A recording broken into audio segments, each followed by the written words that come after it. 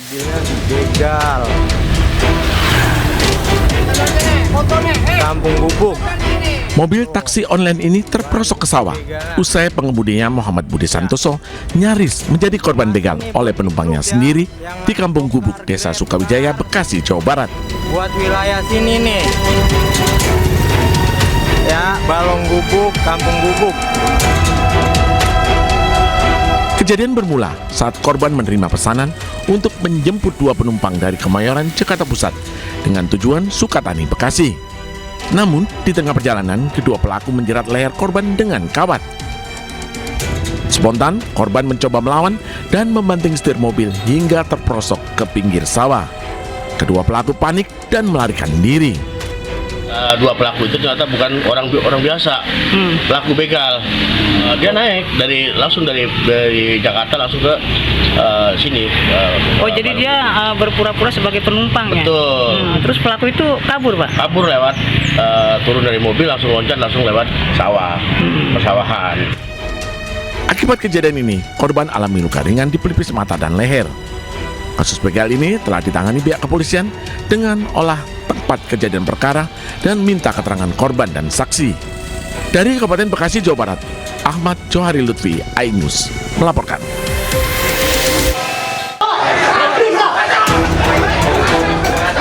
Adu mulut antar warga dan petugas keamanan mewarnai proses eksekusi 38 rumah di Desa Jumput Rejo, Kecamatan Sukodono, Sidoarjo, Jawa Timur.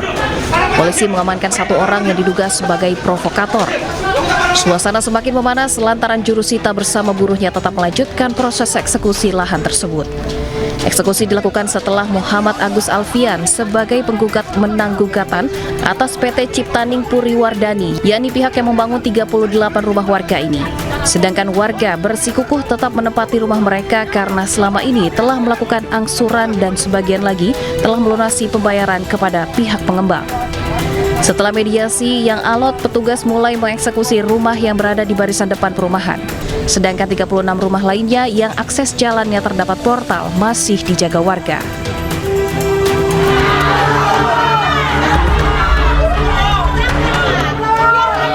Ratusan warga menggeruduk Polres Pelabuhan Belawan di Jalan Pelabuhan Raya, Kelurahan Bagandeli, Kecamatan Medan Belawan, Kota Medan. Warga membawa spanduk dan berorasi meminta polisi bertindak cepat memberantas begal yang kian merajalela di kawasan tersebut. Pihak kepolisian pun berjanji akan berantas aksi begal dan mendirikan posko keamanan di titik-titik rawan. Aksi unjuk rasa pun berakhir setelah pihak kepolisian bersama warga menandatangani surat perjanjian untuk berantas aksi begal. Panas sekali.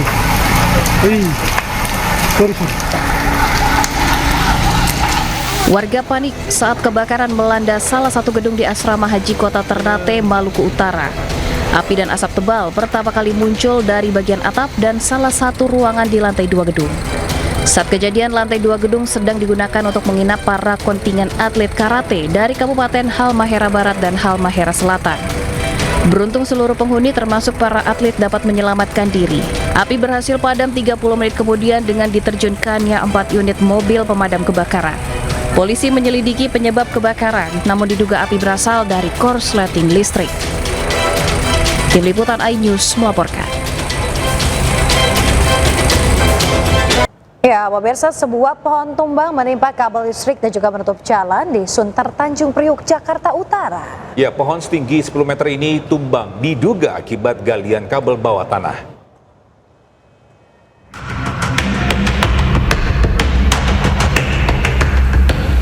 Pohon asam setinggi 10 meter tumbang dan menutup jalan raya Kedondong di wilayah Sunter Tanjung Priuk, Jakarta Utara. Selain menutupi jalan, pohon tumbang juga menimpa kabel listrik yang berada di pinggir jalan. Menurut warga, pohon yang sudah berusia belasan tahun ini tumbang diduga akibat adanya pengerjaan galian kabel bawah tanah. Ya, ini kan kebetulan ada perbaikan kabel PLN yang digali pas di bawah pohonnya itu. Jadi entah efek dari situ apa bukan kita juga belum tahu. Jadi karena kan kemarin itu ada kabel yang terkelupas, jadi ada perbaikan gitu. Tidak ada korban jiwa dalam peristiwa ini, namun akibatnya jalan raya Kedondong mengarah Danau Sunter sempat ditutup sementara. Dari Jakarta, Sofyan Firdaus, A-News melaporkan. Bisa 2 lapak bangunan semi permanen yang dijadikan pengepul kardus di Kabupaten Bekasi, Jawa Barat ludes dilalap api. Ya, belum diketahui penyebab kebakaran, namun akibat peristiwa ini kerugian diperkirakan mencapai ratusan juta rupiah.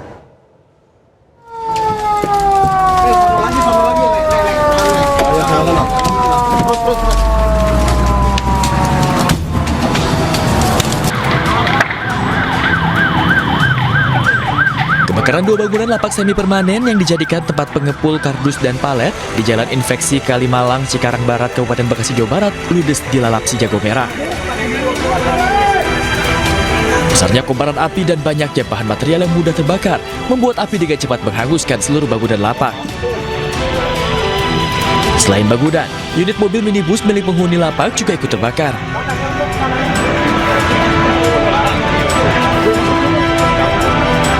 Satu orang mengalami luka bakar ringan pada bagian kaki dan langsung mendapatkan penanganan medis di lokasi kejadian. Belum diketahui pasti penyebab kebakaran tersebut, namun kerugian diperkirakan mencapai ratusan juta rupiah.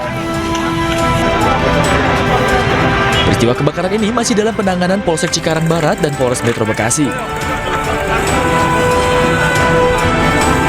Dari Kabupaten Bekasi, Jawa Barat, Didit Junaidi dan Agus Rohim, A-News melaporkan. Pemirsa, seorang dosen wanita ditemukan tewas misterius di dalam kamar kostel di kawasan Gajah Mungkur, Semarang. Ya, polisi masih sedikit penyebab pasti tewasnya korban.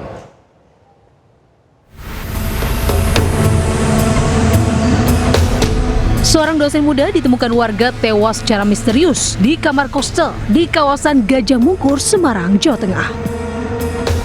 Kondisi korban bernama Dwinanda Licia Levi ditemukan tanpa busana di lantai kamarnya. Seorang perwira polisi berinisial B diketahui berada di kamar korban saat tewas.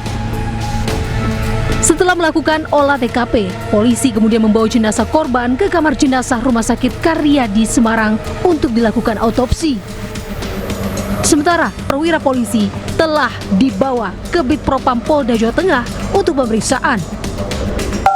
Dan bekerjasama dengan pihak Polrestabes dan Polsek yang awal menangani, dan hari ini untuk terkait dengan kasus ini sudah kami lakukan penanganan di tingkat Polda.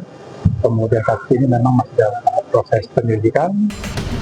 Kini, polisi terus mengumpulkan barang bukti dan memeriksa sejumlah saksi lain untuk mengungkap penyebab tewasnya dosen hukum pidana Fakultas Hukum Universitas 17 Agustus Semarang tersebut. Dari Semarang, Jawa Tengah, Wisnu Wardana melaporkan. Sementara itu dipicu masalah utang piutang, seorang pria warga Candi Sidoarjo, Jawa Timur nekat membunuh rekan bisnisnya. Korban dibunuh di dalam mobil untuk kemudian dibuang di tepi jalan arteri Porong, Sidoarjo.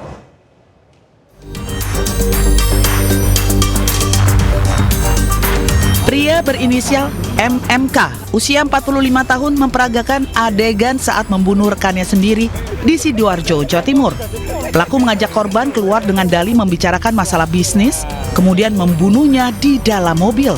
Jasad korban kemudian dibuang di tepi jalan arteri Porong, Sidoarjo. Ironisnya, korban ternyata sudah membantu pelaku mengembangkan usahanya. Namun ia kesal saat korban menagih hutang senilai 22 juta rupiah dan mengancam akan laporkan ke polisi. Dari korban terus menagih kekurangan uang pada tersangka, kemudian mengancam akan melaporkan kepada polisi. Kemudian selanjutnya karena ketakutan, tersangka meninggalkan mobilnya dan memukul korban sejak 1 kali, mengakibatkan tidak sadarkan diri dan mencekik korban ini. Dalam kasus ini, polisi menyita barang bukti seperti handphone, pakaian korban, dan mobil untuk kepentingan pemeriksaan lebih lanjut. Saat ini, pelaku diamankan di sel tahanan Polres Sidoarjo.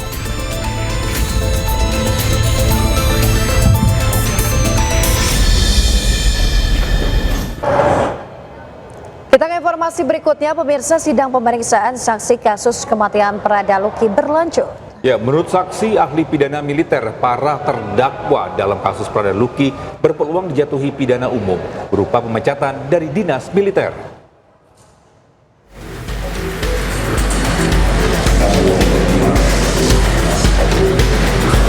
Sidang pemeriksaan kematian Pradaluki Cepril Saputra Namo kembali digelar di Pengadilan Militer 315 Kupang, Nusa Tenggara Timur. 4 terdakwa dihadirkan yakni Pratu Ahmad Ahda, Pratu Elimiano de Araujo, Pratu Petrus Nongbrian Semi, dan Pratu Aprianto Rede Raja. Saksi ahli Dedi Manafe, dosen Fakultas Hukum Universitas Nusa Cendana menyebut, terdakwa berpeluang dijatuhi pidana umum berupa pemecatan dari dinas militer. Terkait dengan matinya korban inilah ada ruang untuk penerapan hukum pidana umum, di mana di dalam proses matinya korban ada tindak pidana di luar KUHPM, ada juga tindak pidana khusus yang kemungkinan bisa diterapkan, yaitu berkaitan dengan penyiksaan seksual di pasal 11 Undang-Undang Tindak Pidana Kekerasan Seksual. Sementara itu, usai sidang, keluarga Pradaluki mengecam sang komandan yang dinilai tetap pada pernyataan seolah tidak mengetahui detail kejadian. Padahal, para terdakwa mengaku telah melaporkan kepadanya. Ayah Pradaluki, Pelda Christian Namo, juga menunjukkan kemarahan kepada para terdakwa. Jangan pernah main-main dengan nyawa, beta kasih tahu. Keadilan harus ditegakkan. Hukuman cuma 2, beta kasih tahu ya, mati dan pecat. Kalau Sone, hidupkan anak saya, hidupkan Luki. Ini sudah 1000 kali saya omong, biar dunia tahu. Ayah Pradaluki, Pelda Christian Namo.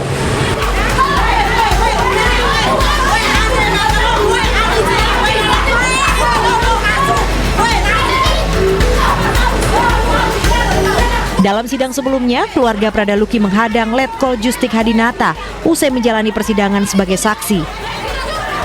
Keluarga Pradaluki tidak terima dengan kesaksian yang disampaikan Letkol Justik terkait kematian Pradaluki. Keluarga menyebut Letkol Justik banyak berbohong, bahkan selalu mengaku lupa dengan kejadian yang menimpa Pradaluki. Dalam sidang, Letkol Justik Hadinata diperiksa sebagai saksi tambahan untuk terdakwa Sertu Thomas Awi CS. Dari Kupang, Nusa Tenggara Timur, Eman Suni, tim iNews melaporkan. Sementara itu, misteri penemuan kerangka manusia di dalam batang pohon aren yang sempat viral pada September lalu akhirnya terungkap. Ya, polisi memastikan kerangka manusia yang ditemukan adalah kerangka milik Muhammad Yuda Prawira. Bukan ini. Identitas kerangka manusia yang berada di dalam batang pohon aren di Dusun 1, Desa Pematang Ganjang, Serdang Bedagai, Sumatera Utara terungkap. Kerangka merupakan anak laki-laki bernama Muhammad Yuda Prawira. Identitas diketahui setelah polisi melakukan pemeriksaan tes DNA dengan DNA pembanding milik Amrita Hamid yang merupakan orang tua kandung dari Muhammad Yuda Prawira. Di mana hasil tes DNA menunjukkan kecocokan hingga 99,99%. Dari hasil pemeriksaan juga terungkap kerangka berumur 20-25 tahun pada saat meninggal dunia dan waktu perkiraan meninggal dunia 2 tahun sebelum kerangka ditemukan. Sementara dari hasil forensik Rumah Sakit Bayangkara Tebing Tinggi tidak ditemukan tanda kekerasan pada tulang belulang kerangka.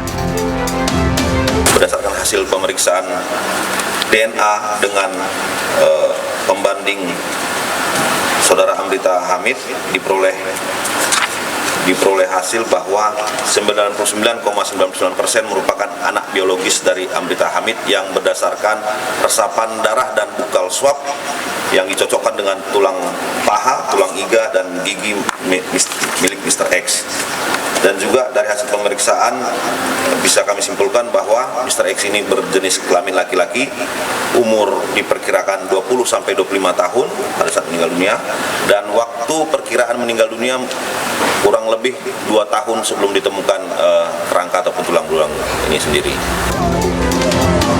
Sebelumnya, sebuah kerangka manusia ditemukan oleh warga di batang pohon aren di Dusun 1, Desa Pematang Ganjang, Kecamatan Seirempa, Serdang Bedagai, Sumatera Utara pada bulan September 2025. Hingga saat ini sudah 17 saksi dimintai keterangan oleh pihak kepolisian terkait kasus ini. Dari Serdang Bedagai, Sumatera Utara, Wahyu Rustandi, iNews melaporkan. Pemirsa, warga Asahan, Sumatera Utara digegerkan dengan penemuan jasad bayi di tepi jalan. Ya, polisi menduga bayi dibunuh dan sengaja dibuang.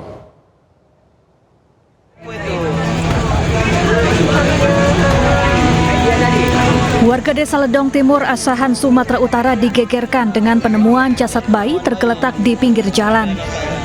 Diduga bayi dibunuh karena ditemukan dalam kondisi mengenaskan. Terdapat luka di kepala dan bercak darah. Petugas yang tiba di lokasi langsung menggelar olah TKP dan mengevakuasi jasad bayi ke rumah sakit. Tadi memang baru lahir.